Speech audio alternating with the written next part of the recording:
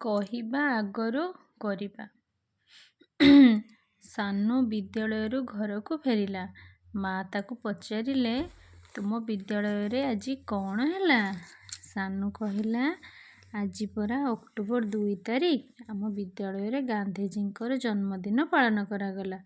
ଆମେ ଓ ଆମ ଗୁରୁଜୀମାନେ ବାପୁଙ୍କ ଫଟୋଚିତ୍ରରେ ଫୁଲ ଚଢ଼ାଇଲୁ। ମା କହିଲେ, ଆଉ କିଛି ହେଲା ନାହିଁ? ମା ପଚାରିଲେ। ସାନୁ ଉତ୍ତର ଦେଲା, ହଁ, ଗୁରୁଜୀ ଗାନ୍ଧିଜୀଙ୍କ ବିଷୟରେ ସୁନ୍ଦର କାହାଣୀ ଶୁଣାଇଲେ। ବହୁତ ମଜା ଲାଗିଲା। ମା କହିଲେ, ଆଚ୍ଛା, ଆଉ ସବୁ କ'ଣ କହିଲେ? ସାନୁ କହିଲା, ଗାନ୍ଧିଜୀଙ୍କର ପିଲାଦିନର କେତେକ ଚମତ୍କାର ଘଟଣା। ମା କହିଲେ, ଆଉ ତାଙ୍କ ବଡ଼ଦିନର କଥା କିଛି କହିଲେ ନାହିଁ? ସାନୁ କହିଲା, ହଁ, ଖୁବ୍ କମ୍। ତମେ କିଛି କୁହ ନା। ମା କହୁଛି, ହଉ କହୁଛି ଶୁଣ। ତାପରେ ମା କାହାଣୀ ଆରମ୍ଭ କଲେ। ସାନୁ ଶୁଣିବାକୁ ଲାଗିଲା। ଥରେ ଗାନ୍ଧିଜୀଙ୍କ ପତ୍ନୀ କସ୍ତୁରବା ବେମାରରେ ପଡ଼ିଥିଲେ। ଔଷଧପତ୍ରରୁ କିଛି ବି ସୁଫଳ ମିଳିଲା ନାହିଁ। ଗାନ୍ଧିଜୀ ଚିନ୍ତିତ ହୋଇ ପଡ଼ିଲେ। ସେ ପୁସ୍ତକରୁ ପଢ଼ିଥିଲେ ଯେ ବେମାରରେ ପଡ଼ିଥିବା ଲୋକ ଲୁଣ ନ ଖାଇଲେ କିଛିଟା ଉପକାର ପାଏ। ତେଣୁ ସେ ଏହି ଉପଦେଶଟିକୁ କସ୍ତୁରବାକୁ ଦେବା ପାଇଁ ମନସ୍ଥ କଲେ। ଗାନ୍ଧିଜୀ କସ୍ତୁରବାଙ୍କୁ କହିଲେ, କସ୍ତୁରବା କିଏ? କସ୍ତୁରବା ହେଲା ଗାନ୍ଧିଜୀଙ୍କ ସ୍ତ୍ରୀ। ଗାନ୍ଧିଜୀ କସ୍ତୁରବାଙ୍କୁ କହିଲେ, ତୁମେ ଖାଦ୍ୟରେ ଲୁଣ ମିଶାଇ ଖାଇବା ବନ୍ଦ କରିଦିଅ। ଧେତ୍, କସ୍ତୁରବା କହିଲେ, ଧେତ୍, ଲୁଣ ବିନା ଖାଦ୍ୟ ତ ସୁସ୍ୱାଦୁ ଲାଗେ ନାହିଁ। ଲୁଣ ବିନା କ'ଣ ଖାଦ୍ୟ ଖାଇହେବ? କସ୍ତୁରବା ଅମଙ୍ଗ ହୋଇ କହିଲେ, ତୁମେ ଅବୁଝ ହେଉଛ କାହିଁକି? ତୁମର ପରା ଦେହ ଖରାପ। କିଛି ଦିନ ଲୁଣ ଛାଡ଼ିଦେଲେ ହୁଏତ ଆରୋଗ୍ୟ ହୋଇପାରନ୍ତ।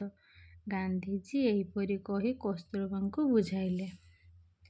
କସ୍ତୁରବା ଟିକିଏ ମୁହଁ ଶୁଖାଇ କହିଲେ, ଯଦି ତୁମକୁ କିଏ ଲୁଣ ଛାଡ଼ିବାକୁ କୁହେ, ତୁମେ କ'ଣ ଲୁଣ ଖାଇବା ବନ୍ଦ କରିପାରିବ? ଗାନ୍ଧିଜୀ ଭାବିଲେ, ଏ ତ ଠିକ୍ କଥା। ପରକୁ କହିବା ଯେତିକି ସହଜ, ନିଜେ କରି ଦେଖାଇବା ସେତିକି ସହଜ ନୁହେଁ।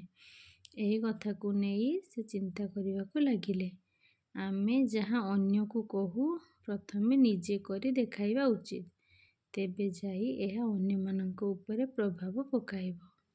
ଏହି କଥାଟି ଗାନ୍ଧିଜୀ ମନେ ମନେ ବିଚାର କଲେ।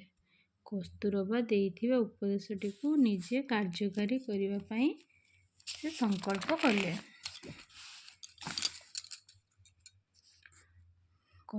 ଗାନ୍ଧିଜୀ କସ୍ତୁରବାଙ୍କୁ ଏଥର କହିଲେ, ମୋତେ ଯଦି ରୋଗ ହୋଇଥାନ୍ତା, ଚିକିତ୍ସକ ଯେଉଁ ଜିନିଷ ଖାଇବାକୁ ବାରଣ କରିଥାନ୍ତେ, ମୁଁ ଅବଶ୍ୟ ତାହା ଖାଇବା ବନ୍ଦ କରିଦେଇଥାନ୍ତି।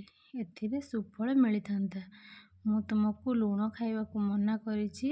ତେଣୁ ପ୍ରଥମେ ମୁଁ ଗୋଟିଏ ବର୍ଷ ପାଇଁ ଲୁଣ ଛାଡ଼ି ଦେଉଛି। ସତକୁ ସତ ଗାନ୍ଧିଜୀ ସେହି ମୁହୂର୍ତ୍ତରୁ ବିନା ଲୁଣରେ ଖାଦ୍ୟ ଗ୍ରହଣ କରିବା ଆରମ୍ଭ କରିଦେଲେ। ତାଙ୍କର ଏହି ଆଚରଣ କସ୍ତୁରବାଙ୍କ ଉପରେ ଖୁବ୍ ପ୍ରଭାବ ପକାଇଲା। ତେଣୁ କସ୍ତୁରବା ମଧ୍ୟ ଏଣିକି ଲୁଣ ନ ମିଶାଇ ଖାଦ୍ୟ ଖାଇବା ଅଭ୍ୟାସ କଲେ। ସେ ଖୁବ୍ ଶୀଘ୍ର ସୁସ୍ଥ ହୋଇ ଉଠିଲେ। ସାନୁକୁ କାହାଣୀ ଶୁଣାଇବା ପରେ ମା କହିଲେ, ବୁଝିଲୁ ସାନୁ, ବାପୁ ଏମିତିକା ମଣିଷ ଥିଲେ। ସେ ଯାହା କହୁଥିଲେ ତାହା ନିଜେ କରି ଦେଖାଉଥିଲେ। ସେଥିପାଇଁ ସ୍ୱାଧୀନତା ସଂଗ୍ରାମ ବେଳେ ଗାନ୍ଧିଜୀଙ୍କ ସହିତ ସମଗ୍ର ଦେଶର ଲୋକ ଏକଜୁଟ ହୋଇ ଚାଲୁଥିଲେ।